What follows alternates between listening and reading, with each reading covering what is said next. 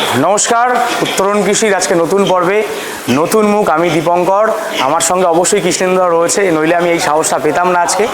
তো আজকের এই ভিডিওটা বানানোর একটা মূল উদ্দেশ্য রয়েছে। এতদিন আমরা আমাদের এই চ্যানেলে আপনারা যে ভিডিওগুলো দেখেছেন মূলত ফার্মিংয়ের উপরে, কেমন করে আপনারা ফার্মিং করবেন।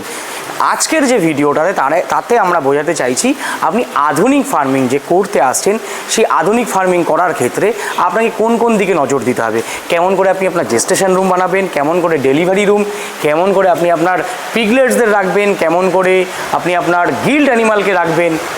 এই টোটালটা নিয়েই আজকের এই ভিডিওটাতে আমরা রয়েছি এবং এই ভিডিওটা বানিয়েছি। আমার এই ফার্ম যার, তার নাম হচ্ছে সুব্রত সিনহা দাদা, ঝাড়গ্রাম ডিস্ট্রিক্টের ধুমশাই এলাকায় এই দাদার এই ফার্মটা।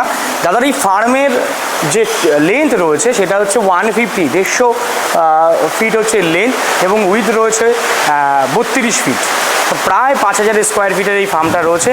এবং এই ফার্মটার প্রথম থেকে শেষ পর্যন্ত এই ফার্মটার পুরোপুরি ডিজাইন আমরাই করলাম, কিভাবে ফার্মে কোথায় কি থাকবে কি থাকবে না।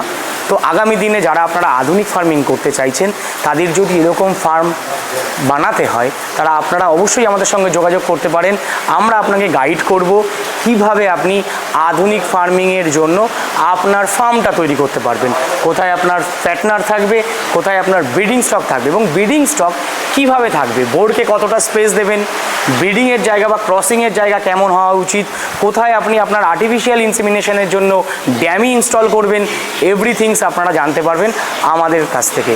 অবশ্যই চ্যানেলটিকে সাবস্ক্রাইব করবেন যারা নতুন দেখছেন, আর যারা পুরনো যারা রয়েছেন আমাদের বন্ধুরা, তাদের যদি ফার্মিংয়ের ক্ষেত্রে বা ফার্ম বানানোর ক্ষেত্রে কোনো রকমের কোনো প্রয়োজন থেকে থাকে, অবশ্যই আমাদের সঙ্গে যোগাযোগ করবেন বা কমেন্ট সেকশানে কমেন্টস করবেন, আমরা অবশ্যই আপনাদের উত্তর দেব। ধন্যবাদ।